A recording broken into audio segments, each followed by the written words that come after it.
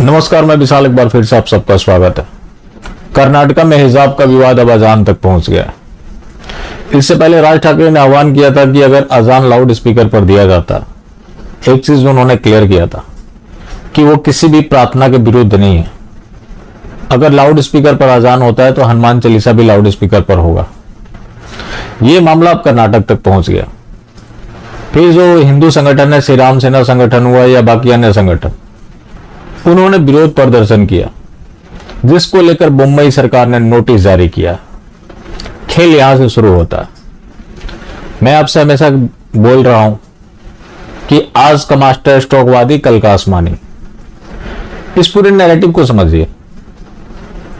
आज कोई भी हिंदू जो है वो इक्वल राइट के लिए फाइट कर रहा है।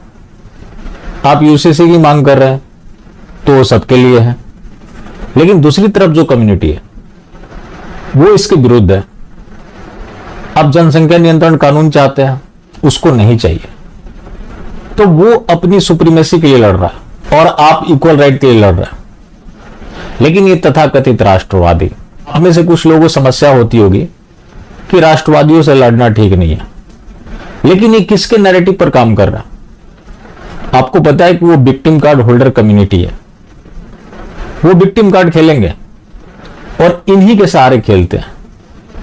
250 मस्जिदों को नोटिस जारी हुआ, 83 मंदिरों को भी हुआ, 22 चर्चों को भी हुआ, 59 पबों को भी हुआ, लेकिन ये सिर्फ और सिर्फ मस्जिदों का जिक्र कर रहा है। ये साध्वी प्राची जी कभी ये मोदी सरकार की तुष्टीकरण की नीतियों के ऊपर चर्चा नहीं करेंगे, लेकिन इन्होंने आधी अधूरी बात लिखी। दूसरी है अनामिका अंबर जैन, कवित्री है।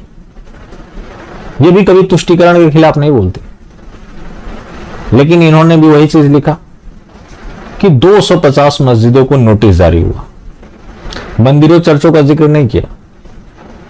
यही चीज वो विक्टिम कार्ड होल्डर कम्युनिटी भी करती है, और इनके बयानों के आधार पर और इनके जो भी ट्वीट्स हैं उसको दिखाकर वो लोग विक्टिम कार्ड खेलेंगे कि भारत में आसमानियों को सताया जा रहा। हिंदू के साथ कुछ भी हो रहा है उसका वो केयर तो नहीं करते। मैंने जैसा कि बताया, वो सिर्फ और सिर्फ सुप्रीमेसी के लिए लड़ रहे हैं, और जो उनका नैरेटिव चल रहा है उस नैरेटिव को ये तथाकथित राष्ट्रवादी आगे बढ़ा रहे हैं।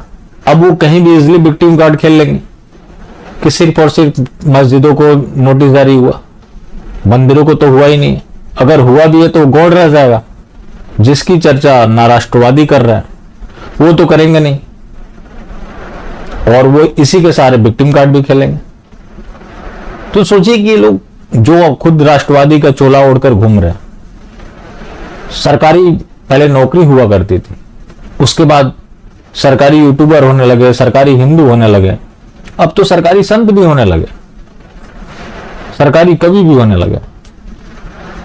तो इन सरकारी लोगों का काम क्या है? सरकार के कुकर्मों को जस्टिफाई करना, और जो आसमानी विभाग नैरेटिव चलाना चाहता है उसमें खुद मददगार साबित होना और खुद को राष्ट्रवादी बताना। राष्ट्रवादी तो आप तभी होंगे ना जब आपने राष्ट्र के लिए कुछ काम किया हो, या फिर जो चुनी हुई सरकार है उसको राष्ट्र के लिए काम करने के लिए प्रेरित करें। लेकिन आप आसमानियों का एजेंडा चला रहे हैं और खुद राष्ट्रवादी का चोला ओढ़े घूम रहे हैं। मतलब कमाल का इनका नैरेटिव चल रहा है।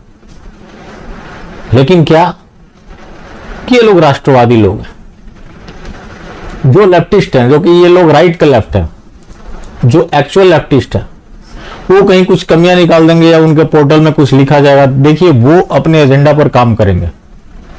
ये लोग सिर्फ इतना ही कर सकते हैं कि उसकी त्रुटियों को सामने निकाल कर लाते हैं, लेकिन आसमानियों का जो एजेंडा चल रहा है उसको ही आगे बढ़ाते हैं।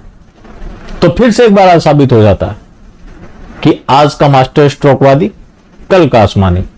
बाकी जिंदा रहे तो फिर मिलेंगे, और मिलते रहेंगे तो जिंदा रहेंगे। मिलना जुलना जारी रखें, लेकिन हाँ, मास्टर स्ट्रोकवादी बिल्कुल भी नहीं।